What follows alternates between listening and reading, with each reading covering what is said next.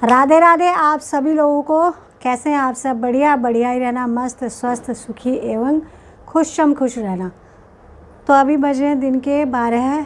सुबह के रूटीन वाला सारा काम मेरा हो चुका है। आज मैं थोड़ा सा लेट हो गई थी, सुबह उठने में आलस कर दिया क्योंकि इतनी ज़्यादा ठंडी हो रही है ना, दिल्ली में बहुत ज़्यादा ठंडी हो रही है।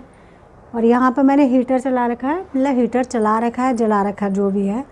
और इसकी आवाज़ आ रही होगी आप लोगों को क्योंकि गर्म हवा देने वाला है ना, यहाँ पर ले रखा मैंने। और अपने लड्डू गोपाल को साथ में लिया हुआ है कि इनको भी ठंडी लग जाती है, तो जब मैं बैठती हूँ अपने साथ में इन्हें भी ले लेती हूँ। तो हाथ पैर सेक के थोड़ी देर में इसे बंद कर देती हूँ। तो बहुत ठंडी है, पूरा कमरे मतलब खिड़की दरवाजे सब बंद कर रखे हैं, बाहर से ठंडी ठंडी हवा आ रही है। आज पता नहीं क्या हुआ, जब मैं सुबह उठने के लिए सोच रही थी तो मेरे को ना एकदम पूरे बॉडी में पेन जैसा लगा, मतलब दर्द हो रहा था। मैंने सोचा छोड़ो यार, ठंड है, कहीं बीमार पड़ जाऊंगी, दिक्कत आ जाएगी। तो थोड़ा सा लेट करके बहुत ज़्यादा लेट होगी। ये ना बहुत तेज़ हवा आ रही है इसकी, तो मैंने इसको कम पे कर देती हूँ।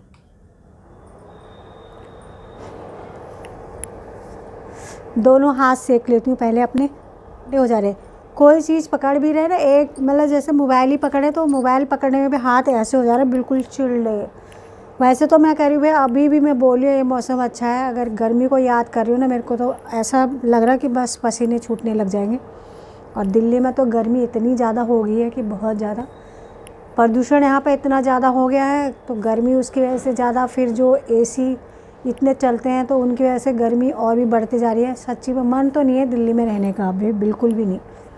यहाँ का मौसम, हवा, पानी सब अशुद्ध हो गया है और उसके कारण हम खुद ही हैं।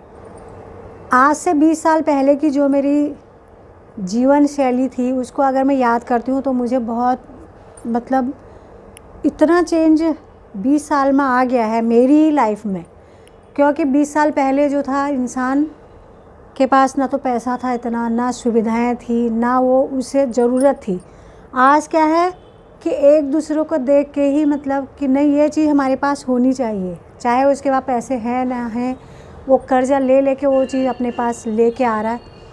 तो ये हमारे लिए नुकसानदायक है। कोई भी सुविधा आप देखें, कुछ भी सोचें, जितना हम सुविधा के लिए सोचेंगे किसी भी चीज़ की, तो हमारे नुकसानदायक है। क्योंकि हमारे शरीर को उस चीज़ की आदत बन जाएगी। हम दूसरी चीज़ करने के लिए सोच भी नहीं सकते कि नहीं हमें ये चीज़ करनी है। अगर बैठे बिठाए आप देखो, मोबाइल का यूज़ कितना ज़्यादा हो गया है हर चीज़ में, अच्छे चीज़ के लिए भी, बेकार के लिए भी। अब पैसे देखो, आप उस मोबाइल से कितना भी पैसा किसी को भी भेज सकते हो, सामान ऑर्डर करते हो, घर पे ही सामान सब कुछ आ जाता है। मतलब हर सुविधा, जैसे आप लोगों को पता ही है। मैं तो एक बात कह रही हूँ कि 20 साल पहले ऐसा नहीं था, जो कि 20 साल, मैं 20 साल की बात करूँगी, लोगों के ज़िंदगी में तो 10 साल पहले ही ये सारी चीज़ें आ गई थी। लेकिन कि जब निभाता है अपनी ज़िम्मेदारियों को, तो वो अपनी ज़िम्मेदारियों को निभाते अपनी सुख सुविधा के लिए कोई चीज़ें नहीं जोड़ पाता। पर मैं ये कहती हूँ कि इंसान के पास ज़िम्मेदारियाँ होनी चाहिए। उसकी वजह से क्या होगी, ज़िम्मेदारियाँ निभाने के लिए उसके पास दबाव रहेगा, तो दबाव होने की वजह से तो वो अपने जीवन में स्ट्रॉन्ग रहेगा, मतलब उसको संघर्ष करने की आदत रहेगी। अगर एक इंसान अपने लिए ही खुद कमा रहा है, अपना ही जीवन वो चला रहा है, अपने घर परिवार को ही अगर वो चला रहा है ना, तो वो कभी भी संघर्ष नहीं कर सकता है। वो डरेगा उस चीज़ से। वो कहीं पे ऐसे संघर्ष उसके जीवन में आ जाएगा ना, तो टूट जाएगा।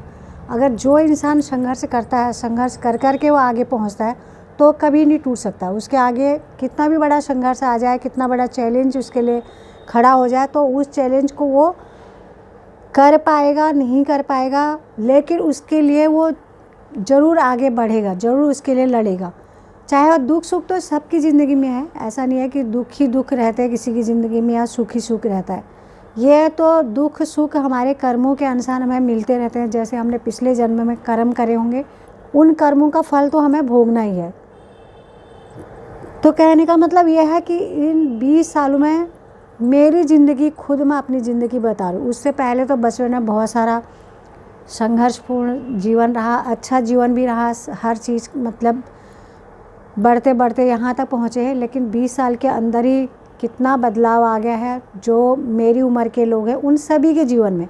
मैं अपनी जीवन की बात नहीं कह रही हूँ, क्योंकि बहुत सारे लोगों को जो अपनी ज़िंदगी में मैंने जितने भी लोगों को देखा है उन सब की जीवन को मैंने देखा है। अपना जैसा मेरा जीवन था वैसे ही उन लोगों का जीवन था। हाँ, पैसा थोड़ा किसी के पास ज़्यादा, किसी के पास कम, किसी के जीवन में जो संघर्ष थे, जो उनकी जिम्मेदारियां थी ज़्यादा होती थी, किसी के कम होती थी। तो कहने का मतलब यह है कि जिसके पास जिम्मेदारियां बहुत ज़्यादा थी तो वो धीरे धीरे बढ़ा, और जिसके पास जिम्मेदारियां कम थी तो बहुत जल्दी आगे बढ़ गया। पर मुझे ऐसा लग रहा, मैं फिर से कहूँगी कि जीवन में जिम्मेदारियां होनी चाहिए। घर में एक इंसान ऐसा होना चाहिए जिसका हमें डर हो, खौफ नहीं, डर। खौफ तो बहुत बड़ी चीज़ हो जाती है, खौफ से तो फिर इंसान का जीवन ही बेकार हो जाता है। डर होना चाहिए, और उसको डर का भी आप डर भी बोल सकते हैं, और वो किसी की इज्जत वाली बात भी हो जाती है। कभी कभी नहीं, बहुत बार अपनी माँ की, अपने पिताजी की और अपने अम्मा की। अम्मा मेरी स्ट्रिक्ट थी बहुत ज़्यादा, लेकिन उन्हें परिवार को बांध के रखा, ये बहुत बड़ी बात होती है। और मेरी अम्मा ने जब तक उनसे हो पाता था, तीनों टाइम का भोजन मेरी अम्मा ही बनाती थी। ये बहुत बड़ी बात होती है। आजकल के लोग तो या तो काम करेंगे नहीं, या काम करेंगे तो साथ में नहीं रहेंगे। मतलब बहुत बड़ी समस्या है, बहुत समय जो है बहुत ख़राब आ गया। तो छोड़ो ये तो कल इनके लिए पार्सल भेजा है दीपी ने, और ये लोग ना ऐसे ही खर्चा करते रहते हैं। वैसे तो कोई बात नहीं, क्योंकि हम भी अपने लिए बहुत सारी चीज़ें ऐसे आलतू फालतू की लेते रहते हैं। तो ये हमने कल खोल दिया था, इसमें भेजा हुआ है।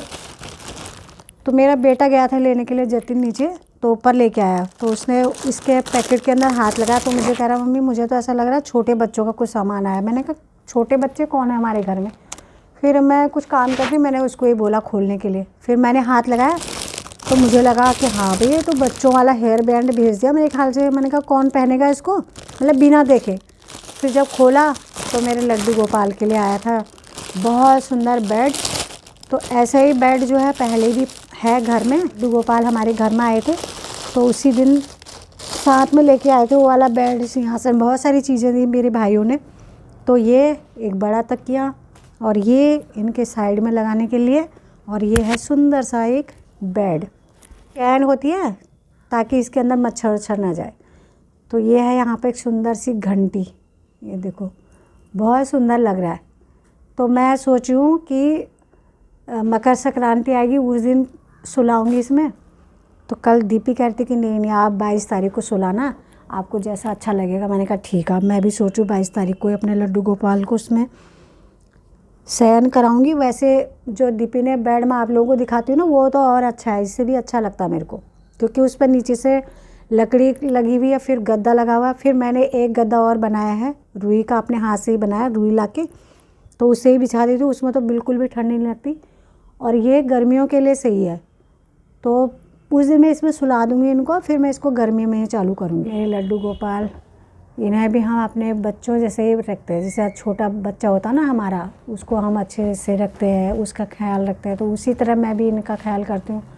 और मैं बहुत दिनों से चाह रही हूँ कि राधा रानी भी हमारे घर में आए, लेकिन मुझे ऐसा लग रहा है कि अभी उनको मेरे लड्डू गोपाल की सेवा पसंद नहीं आ रही है शायद, तो इसलिए राधा रानी घर में आने के लिए आनाकानी कर रही हैं या आ ही नहीं रही हैं, क्योंकि इनको हम अपने मन से नहीं ला सकते।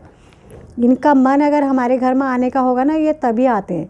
और इनकी सेवा, बहुत से लोग तो मजाक बनाते हैं कि क्या रख रहे हैं, क्या ये इस तरह का नखरे कर रहे हैं। तो भैया मुझे तो नहीं लग रहा कि इनको घर पे ये खुद आते हैं। अगर आप सोच भी रहे हैं ना मैं लड्डू गोपाल घर पे लाऊं, तो वो ऐसे आ ही नहीं सकते। मेरे बच्चों के पापा भी शुरू में तो मेरे को बहुत गुस्सा कर रहे थे कि घर पे लेके आ गए इनको, इनकी सेवा कौन करेगा, इनकी सेवा बहुत वैसी होती है। अब उनको इनका ध्यान रहता है कि उनको भोग लगाया नहीं लाया, दूध पिलाया नहीं पिलाया, ये करके जैसे जैसे मैं करती हूँ तो उनको मतलब मेरे को याद दिलाने के लिए बोलते हैं ऐसे। तो मुझे अच्छा लगता है। ये आप किस तरह इनकी सेवा कर रहे हो, विधि विधान इन्होंने नहीं बनाया, वो हमने बनाया।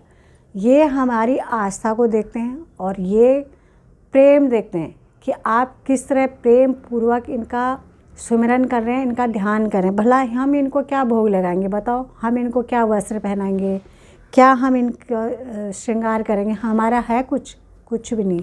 ये है त्रिलोकीनाथ, तो इनका हम कुछ भी नहीं कर सकते। ये बस भाव है, प्रेम है, घर के मालिक हैं, ये ठाकुर है हमारे घर की।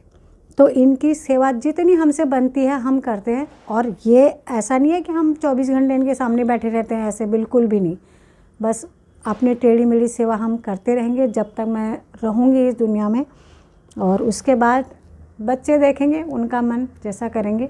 और राधा रानी आ जाए एक बार ना घर पे, और मैं और भी खुश हो जाऊँगी। बस उस राधा रानी की कृपा है, जब उनका मन करेगा इस घर में आने का, और मैं उनके सेवा के लायक अगर रहूँगी, मतलब वो मुझे राधा रानी मानेंगी कि हाँ मैं उनकी भी सेवा कर सकती हूँ अपने लायक, अपने उनके चरणों के लायक तो हूँ नहीं मैं, क्योंकि प्रभु की सेवा के लायक मैं अपने आप को बिल्कुल भी नहीं मानती। तो आज की वीडियो को यहीं पर समाप्त करती हूँ। आपको वीडियो कैसे लगी कमेंट लाइक शेयर जरूर करना। आप मेरे चैनल पर नए हैं तो मेरे चैनल को सब्सक्राइब कीजिएगा।